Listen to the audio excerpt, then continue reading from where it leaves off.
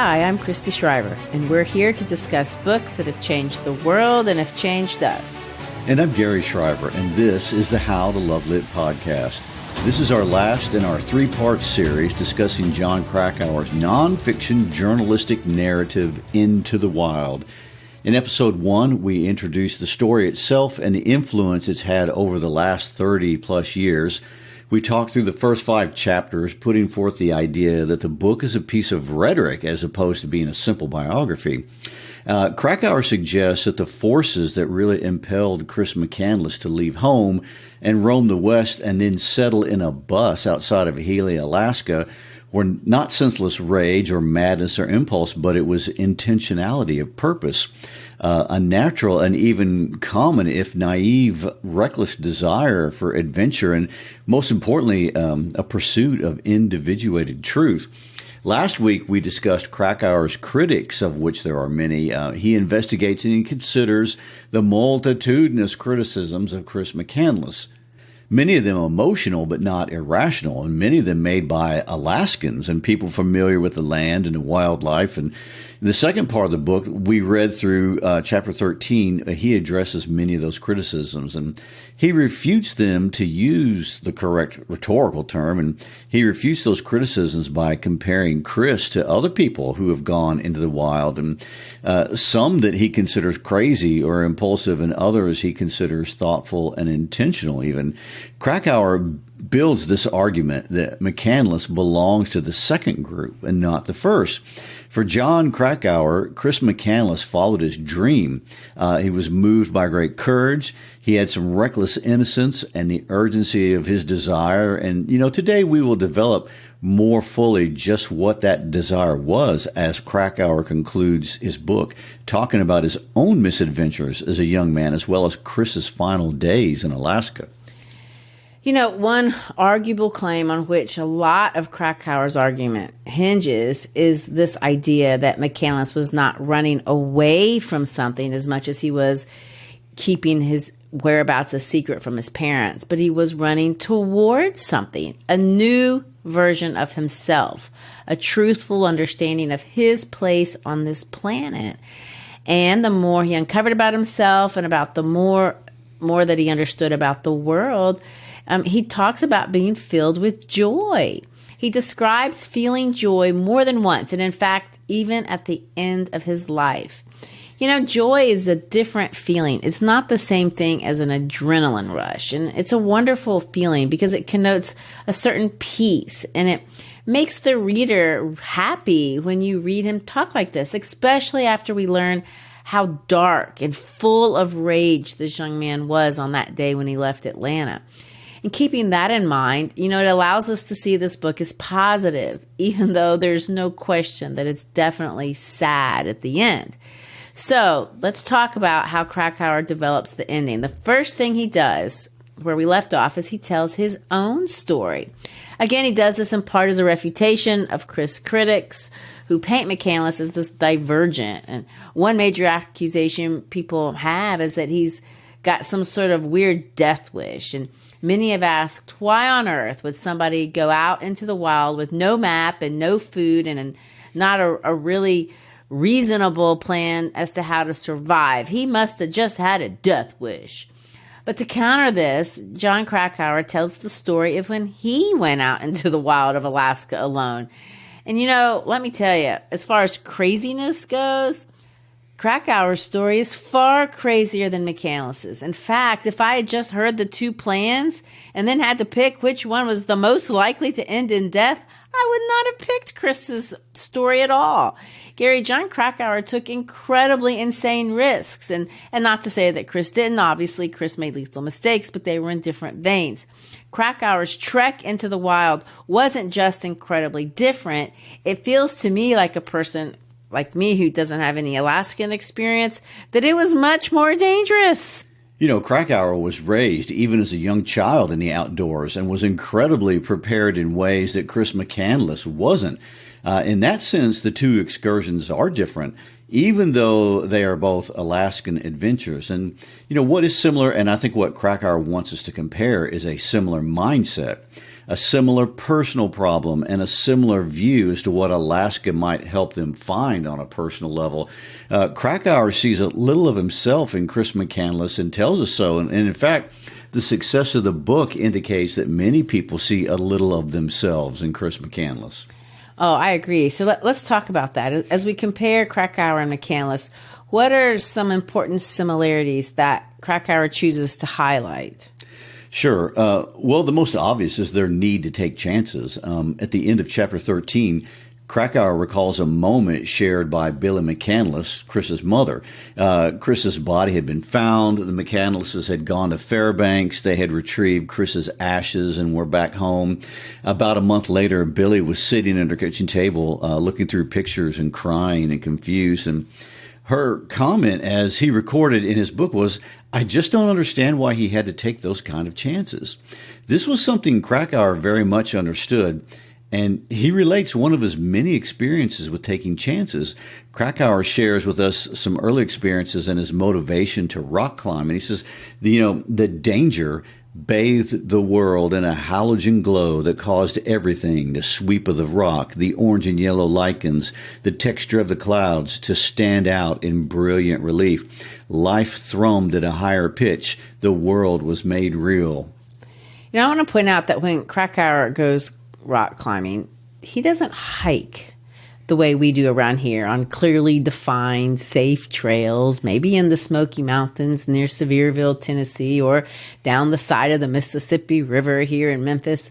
I mean, when this guy goes, he's hanging for dear life, literally by his fingers, over nothing but large vasts of rocky expanses beneath him. Well, when Krakauer chose to climb the Devil's Thumb in Alaska alone at age 23, he was attempting something most seasoned climbers would not even do. The mountain rises 6,700 feet from its base at an angle of 67 degrees. It's the biggest rock face in North America, and because of the weather, it's arguably the most dangerous on the American continent, and many have literally died climbing it. And Krakauer chose to do this alone and with no radio. His mother was not pleased. Oh, gosh. That's one comparison with McCandless. They both wanted to do this thing that they needed to do alone. The contrasting danger of the physicalness of the experience is what makes, McCandless going out a few days out of Healy with no map kind of look fairly tame. Krakauer was hanging from cliffs. McCandless was wading through rivers and fighting large quantities of mosquitoes. To Krakauer's great credit, I do want to say that when he recounts his experience, he does so with incredible honesty and humility about his own struggles. I mean, there could be a way to write this that would come across as braggadocious, because honestly, there's something here to brag about. But he doesn't come across that way at all. In fact, he highlights the parts of his experience that make him look bad and maybe even a little stupid. I mean, of course, from a rhetorical perspective, that's what he wants to do. This is intentional. I mean, his purpose of including his own experience isn't to show how much better of a survivalist he is than Chris McCandless. He's trying to build credibility when he weighs in on Chris's experience. Krakauer, even with a lot more experience than Chris, experiences similar things and makes similar mistakes. I mean, Krakauer talks about feeling lost, about sobbing, about screaming obscenities at a plane after not being able to get the pilot's attention. He recounts the physical stress of stepping off a hanging glacier. I mean, he talks about the feelings of happiness. He calls it a trance-like concentration, the only thing keeping his raw knuckles and cramped thighs from giving out and plunging into the abyss, if that's your definition of happiness. But in a sense, he is justifying why people do what they do, while also showing that the struggle is real. There seems to be magical moments for people willing to take these kinds of chances, for sure, but some of it terrifyingly horrible.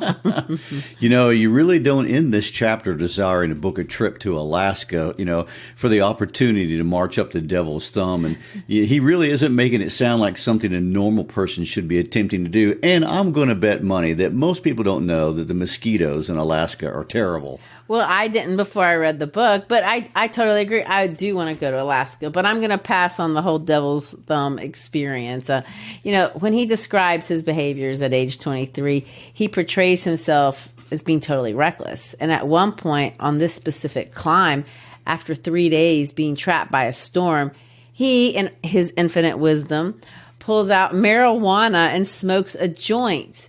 And this, of course, ultimately resulted in a fire, which he put out with his bare hands, burning himself in the process, and his father's tent. I mean, the story is incredible in its own right, and it's worth sharing just for the sheer absurdity of it. But that's not why he shares it. Remember, nothing Krakauer includes in his book is gratuitous. It's a short book. He's building his argument. And the purpose for telling this particular story isn't to brag on his, crazy former self. I mean, it's not to brag on his ability to get out of a pinch. There's no spirit of arrogance. He almost dies. And that's the spirit that pervades. He recounts the incident to illustrate a shared characteristic and to argue that a young man not seeing himself as mortal isn't even all that unique. I want to quote Krakauer here. He says this: "I knew that people sometimes died climbing mountains, but at age of 23, personal mortality, the idea of my own death, was still largely outside my conceptual grasp. When I decamped from Boulder for Alaska, my head swimming with visions of glory and redemption on the devil's thumb, it didn't occur to me that I might be bound by the same cause and effect relationships that govern the actions of others." The narrator, a much older Jon Krakauer, can look back at his former self and see the risks he couldn't see as a young man with incredible clarity and honesty. But what he is saying is absolutely biologically true for just about every young male. There's a plethora of neuroscience research that supports Krakauer's observation. At the age Krakauer climbed the devil's thumb, I'm going to say his frontal lobe, which is the main part of the brain that we use to forecast future consequences, it might not have been that well developed. Okay. And he quite literally didn't conceive that he was subject to the laws of cause and effect that govern other people. I mean, it's common. Many young men's brains won't fully develop in this regard really until their mid-20s, if not later. And, I think I've mentioned this before, but that's one reason why they can easily be recruited and retrained in the military or the NFL or other things for that matter. Krakauer's main point is that Chris is not different than himself or the countless other young men who embark on adventures they may not be up for a decade later. I mean, it's natural. And although both young Chris and young John are extreme versions, and they did extreme things, they are not anomalies or freaks of nature by any stretch. And most certainly they did not have a death wish. In fact, it's far more likely when Chris McCandless writes his postcards from Alaska talking about going into the wild, he likely didn't even conceive of death as a possibility. I want to say that not only does neuroscience support that claim, but so does literature. Oh, well, then that makes it legitimate then. Yes. I mean, it's so common. It's a genre. We mentioned the term Bildungsroman during episode 1, but I want to revisit it. It was coined by a German literature professor in 1820 to refer to a type of novel that narrates a young individual's story of self-discovery. We've all read them. We've watched them on TV. It's where the reader watches a hero grow up, the change from boy to man, if you want to use a gendered term. Although, obviously, the protagonist can be a woman. I mean, look at Jane Austen and Emma. But there are many aspects to growing up or coming of age, and usually they involve the protagonist proving himself within a society and the moral deficiencies that he sees in that society. I mean, we can think about Huck Finn and the racist society he encountered, or David Copperfield of the crimes against children during the Industrial Revolution, or Holden Caulfield in Catcher in the Rye, and Amir in The Kite Runner. I mean, these stories all involve a young man or a woman taking certain physical risks. I mean, there's a lot of literature that points to this restlessness that's inherent in youth. And I see it in my students. I mean, it's a natural dissatisfaction with the world as they see it. We call it the idealism of youth. And many of my students talk to me just about their need to feel like they need to get out of Memphis or Tennessee or at least out of their house. I mean, for some, this journey is going to be an inward journey. That's like Emma. But often travel is a motif. And in every case, and this is the point that I want to highlight because this is important, in all of these stories, the protagonist comes back from his travels and reintegrates into society as this new, different person, a more actualized person. I'm going to try to get psychological if that's the right here we go. Maslowian term. Integrated. Gary, am I close? Maslowian. Oh, okay. Well, I think you got it. And, Krakauer argues very emphatically and gives a lot of evidence to support his claim that is exactly what Chris McCandless intended to do. He intended to reintegrate into society. In fact, he made every effort to do so. And that's the tragedy of the whole thing. It really is, and another point of comparison beyond both these men being young who took risks, and this is in the line and with your coming of age idea, that both Krakauer and McCandless had to individuate from their fathers in order to fully participate as individuals in their own respective societies. And of course, again, they are not unique in this. I mean, every child has to individuate from their parents. That's what it means when we say grow up.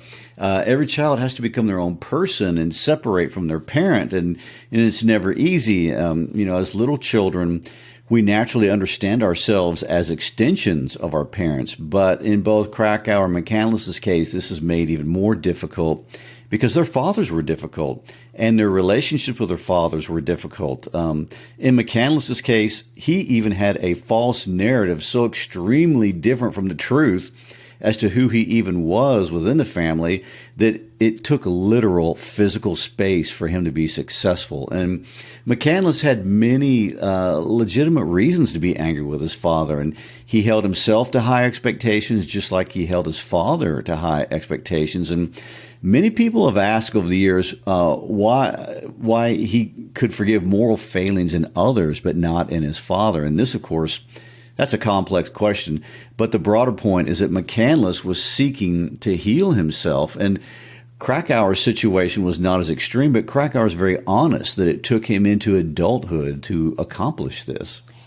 So let's revisit this for a second. And I don't want to go too far down this tangent, but let's theorize if we can. What do you mean by that term individuate? Sure. And just to be clear, these are the ideas of Carl Jung and the psychodynamic theory. And, and teenagers can notice this in their own experiences. As you grow up, you begin to become more self-aware of your own identity, that your identity is not your parents. And we notice this in junior high when all of a sudden we feel a need for more privacy than we did as a smaller child. And we don't feel the need to tell our parents every single thing, especially when we don't want to tell them about our romantic side. And a lot of times a young person will challenge their family's values or their culture's norms. I mean, if your dad is a businessman, you may choose to be a socialist and, that sort of thing. All of this is normal and healthy. And if you are not able to go through this process for any number of reasons, that's when we get into a lot of problems. And we can feel anxiety and depression and low self-worth and low motivation. There's a number of problems, but this is a normal situation. But Chris's situation wasn't normal because his family dynamic was abusive at several different levels. So Krakauer and McCandless are similar in these two very important ways. One is that they both push themselves physically to do extremely dangerous things. Both struggled psychologically because of a difficult father-son relationship. But in neither case did either one of them desire to self-destruct. Well, they didn't, and I think that's it exactly. There's one more important difference to consider. Krakauer felt a need to push the bounds of nature to the extreme. He pushed the outward limits of his body. McCandless's journey was much more internal. Although he did push his body, it was in a different way. It was really kind of more spiritual. Yeah, and Krakauer doesn't mention hauling any books up Devil's Thumb, the way that McCandless hauled books out in the wild. McCandless isn't proving the same point, I don't think, maybe that Krakauer was trying to prove. McCandless wants to see if he can live off the land. And honestly, he doesn't go all that far off the grid. And Krakauer highlights this. So back to how Krakauer frames his book, we see, chapters 14 and 15, they're about Krakauer's experience as a young man in Alaska. Then he immediately juxtaposes that against Chris's experience in Alaska. Let's read about what Krakauer says about McCandless's hike, and then we can see the comparison. A day later, as the trail crested a ridge, he got his first glimpse of Mount McKinley's high, blinding bulwarks. And a day after that, May 1st, some 20 miles down the trail from where he was dropped by Galleon, he stumbled upon the old bus beside the Shoshana River. It was outfitted with a bunk and a barrel stove, and previous visitors had left the improvised shelter stocked with matches, bug dope, and other essentials. Magic bus day, he wrote in his journal. He decided to lay over for a while in the vehicle and take advantage of its crude comforts. Although McCandless did keep hiking, he went out another 15 miles before he turned around and decided to settle into the bus for the rest of the summer. But according to Krakauer, by Alaska standards, that's not all that remote. Let's read how Krakauer describes this location where he ends up settling in. It's less than 30 miles to the east is a major thoroughfare, the George Parks Highway. Just 16 miles to the south, beyond an escarpment on the outer range, hundreds of tourists rumble daily into Denali Park over a road patrolled by the National Park Service. And unbeknownst to the aesthetic voyager, scattered within a 6-mile radius of the bus are 4 cabins. None of them happen to be occupied during the summer of 1992. But despite the relative proximity of the bus to civilization, for all practical purposes, McCandless was cut off from the rest of the world. He would spend nearly 4 months in the bus, all told. And during that period, he didn't encounter another living soul. In the end, the Shoshana River site was sufficiently remote to cost him his life. The fact that it is at the bus that Chris's life will end is always present in the book. Agreed. And you can't help thinking about it when he gets to the bus for the first time. I want to read Chris's note. It's the note they found when they discovered his dead body. Krakauer called it an exultant declaration of independence. 2 years he walks the earth. No phone, no pool, no pets, no cigarettes. Ultimate freedom. An extremist, an aesthetic voyager whose home is the road, escaped from Atlanta. Thou shalt not return, 'cause the West is the best. And now, after 2 rambling years, comes the final and greatest adventure, the climactic battle to kill the false being within and victoriously conclude the spiritual revolution. 10 days and nights of freight trains and hitchhiking bring him to the great white north. No longer to be poisoned by civilization, he flees and walks alone upon the land to become lost in the wild. Alexander Supertramp, May 1992. Of course, as we read it now, it's easy to see that Chris sounds like a child. He's not saying anything many young men and women haven't thought 1,000 times over. And, in F. Scott Fitzgerald's words from The Great Gatsby, these are, and I quote, "The intimate revelations of young men, or at least the terms in which they express them, are usually plagiaristic and marred by obvious suppressions." Usually plagiaristic and marred by obvious suppressions, true. Although I will say, Chris didn't pretend he was being original with any of his lines. He even has quotation marks around one phrase. Of course he did. And what's so interesting is how many different influences he channeled. That first line comes from a song that came out in 1964 by country artist Roger Miller. That song was titled "King of the Road." It's very popular, and you'd likely recognize the melody if I sang it, but I won't subject you to that. But, the song talks about the day-to-day life of a traveling hobo who, even though he has no money, he loves his freedom and calls himself king of the road. And, let me read the first verse and tell me if you recognize anything. "Trailers for sale or rent, rooms to let, 50 cents. No phone, no pool, no pets. I ain't got no cigarettes."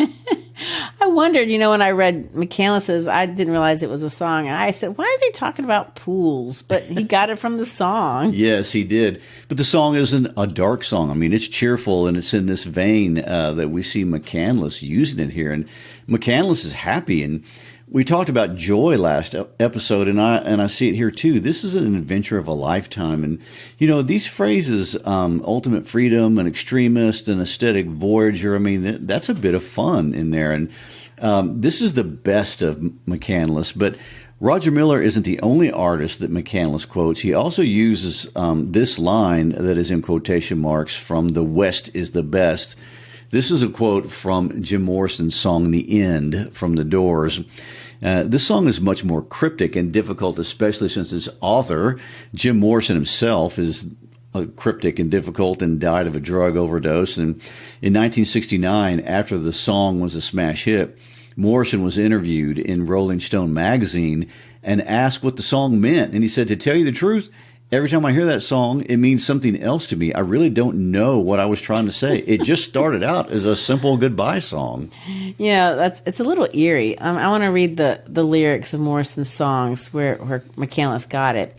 There's danger on the edge of town. Ride the King's Highway, baby. Weird scenes inside the gold mine.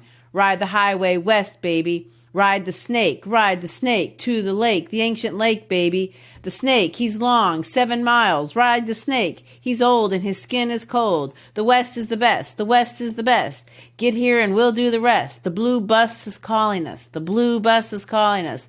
Driver, where are you taking us?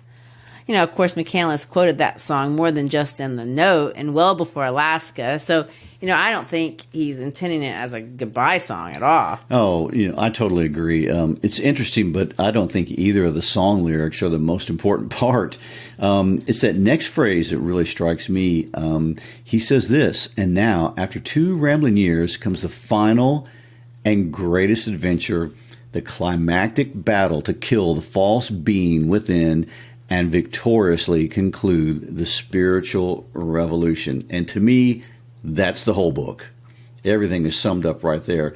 And that was always his end game, to kill the false being within. I mean, it's a great way of expressing that process of individuation. And it's a noble goal. It's the right goal. And if we allow ourselves to speculate, it's nice to believe that he did it. And in Chapter 16, Krakauer provides sufficient evidence to show that McCandless, maybe like Huck Finn and all those other heroes in those coming-of-age novels, was ready to return to society. I mean, he patched his jeans, he shaved, he organized his pack, he took a snapshot of himself grinning at the camera. On July 3rd, may I note, that's the day before America's Independence Day, he headed back to walk not into the wild, but into the world. Only this time, he discovered the unexpected. He discovered that he couldn't get back. His journal expresses this, and I quote, "Disaster reined in. River looks impossible, lonely, scared. For a journal that is pretty devoid of emotion, this is a big admission. McCandless was forced to return to the bus, but this time, however, he's not free. He's trapped." McCandless's death has been a mystery all these years. Of course, we know he died of starvation, but we don't know why he died of starvation. He'd survived so long. Why couldn't he make it until those hunters showed up? When Krakauer first wrote his article, he believed Chris had accidentally poisoned himself with poisonous wild sweet peas. And in the book, Krakauer acknowledges his first theory was likely wrong. And in the book, he suggests that McCandless died of wild potato seeds because they contained a toxic alkaloid. This explanation, however, obviously didn't completely convince Krakauer because he continued to investigate. And in 2007, 15 years later, and a lot of research later, Krakauer came to a different conclusion. This time he posited that McCandless died not of toxic seeds, but of toxic mold that had grown on the seeds that he'd stored in a Ziploc bag. It's a plausible theory, but obviously not 100% conclusive, because Krakauer in 2013 put forth the findings of a man by the name of Ronald Hamilton. And this man had evidence that maybe it was wild potatoes that Chris had eaten that poisoned him. Man, I mean, that's a lot of theories. Seeds, potatoes, mold. Oh, I'm not done. In 2015, Dr. Jonathan Southard, Dr. Ying Long, Dr. Andrew Colbert, and Dr. Sri Thanadar present a paper in a peer-reviewed journal of medicine titled Presence of L-Canavinin in Hedrocerum alpinine seeds and its potential role in the death of Chris McCandless. That sounds pretty scientific It to does. me. But even that wasn't the final word. In 2016, a man by the name of Craig Medred wrote a very critical article, really bordering mean. Listen to the title.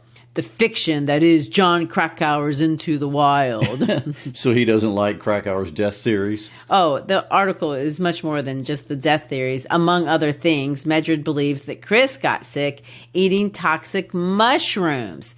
He cites McCandless's journal, which is interesting, that there are 89 of 113 entries that state many mushrooms dream. He also points out that there are many photos of mushrooms on film found on McCandless's body, and the specific mushrooms in McCandless's pictures are known to make people sick and hallucinate. So is it Medred's contention that McCandless poisoned himself with mushrooms? Well, ironically, it seems that the mushrooms in question make people sick, but they don't necessarily kill people. So maybe it was a factor. Medred certainly believes McCandless was trying to get high off of mushrooms, but was his health compromised enough for these mushrooms to kill him? I don't know how scientifically credible that argument is. I mean, I bring it up, though, just to point out there are so many theories out there. Nobody knows, and likely will never know how McCandless died. Maybe it was a mosquito. Maybe he had something else that he didn't write about. Maybe he got sick, caught a cold. I mean, how could anyone know? It's truly a mystery.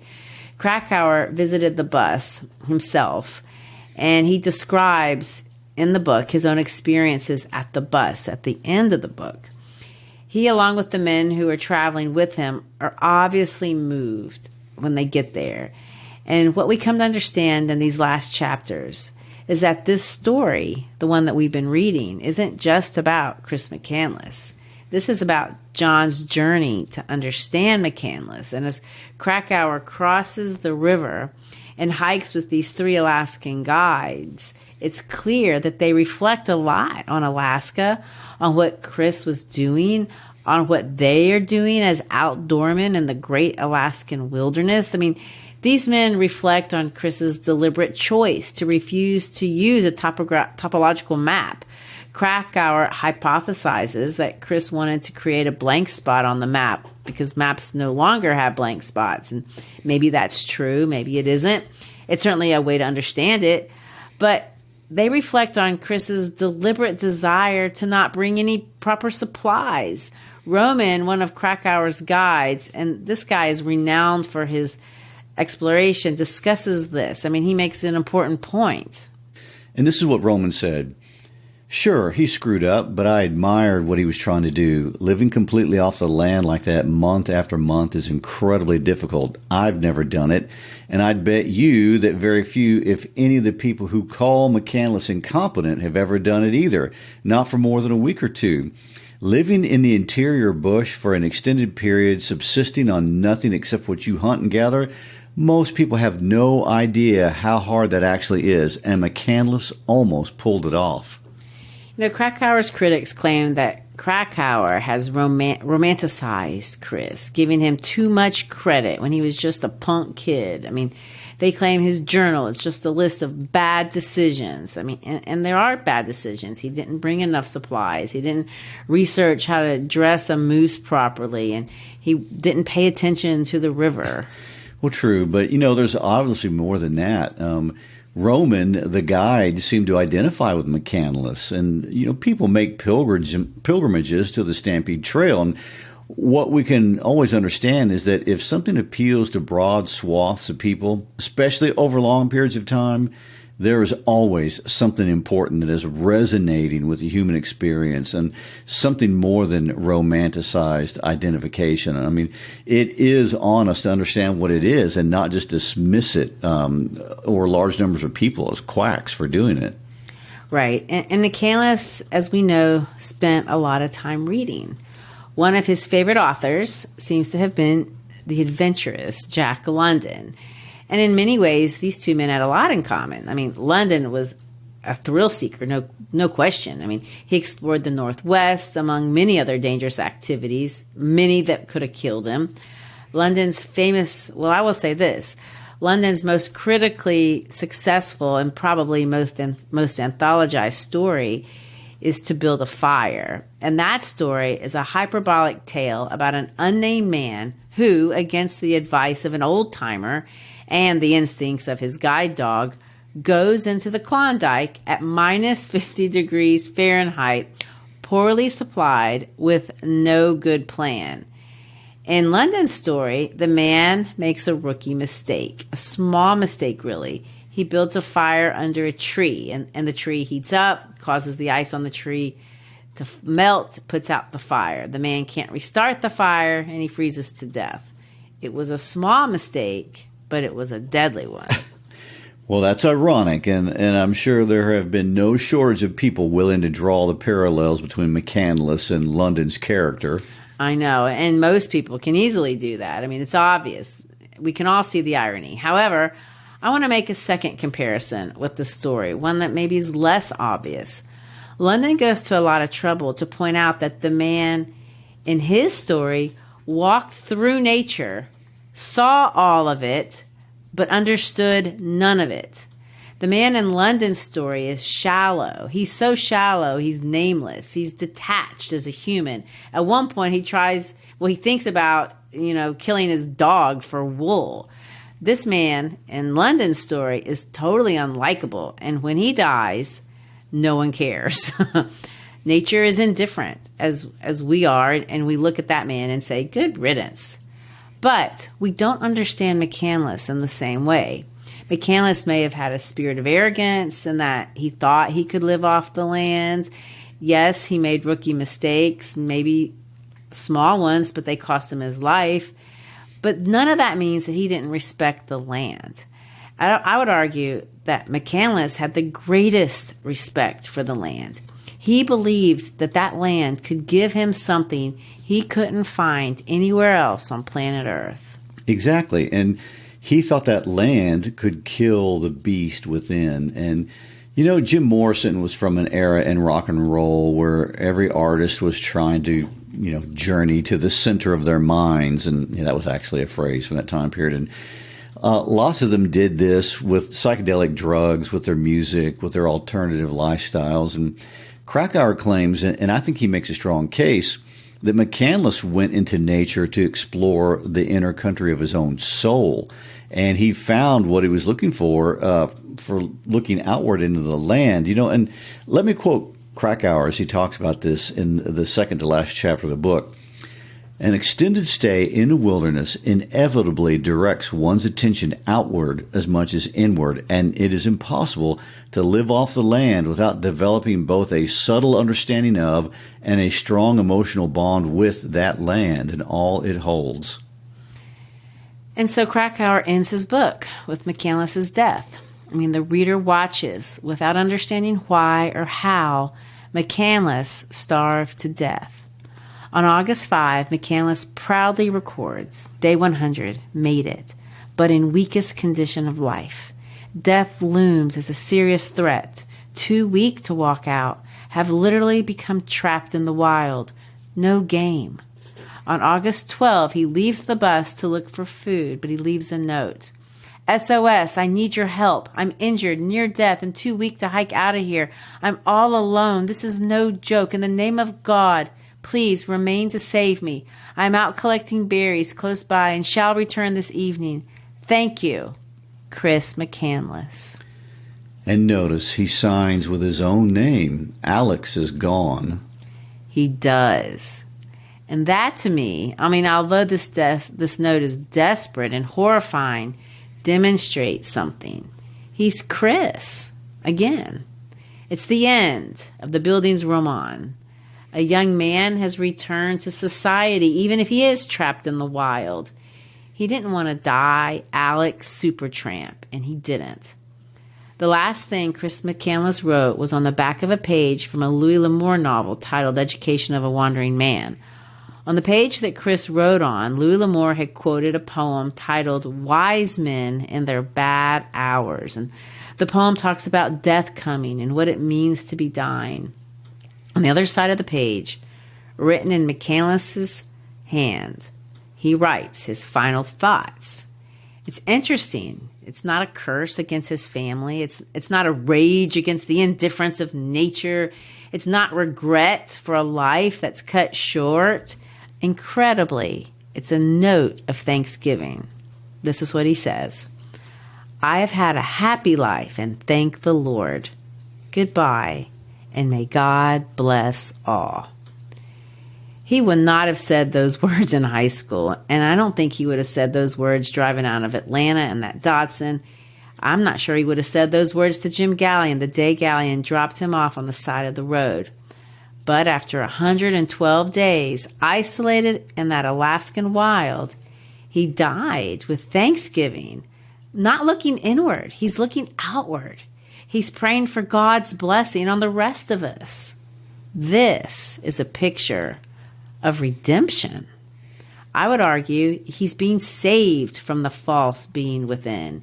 And it's what he wanted. It's what every person on this earth wants. And some would say, although no one wants it to cost them their lives, the pursuit of that goal is worth the risk. Thank you for listening to our discussion of Jon Krakauer's book, Into the Wild. If you enjoyed this episode, check out our others. Whether you are listening on YouTube, Spotify, Apple, or any other podcast platform, don't forget you can always find us at howtolovelitpodcast.com. On our website, we have listening guides for most of our episodes, as well as other teaching resources. And, please subscribe to our podcast. And if you enjoy what we do, give us a rating. And if you have a minute, a review. It's when you share the podcast that we grow. And thank you for supporting us in our mission to make reading great literature accessible and enjoyable to as many people as possible. Peace out.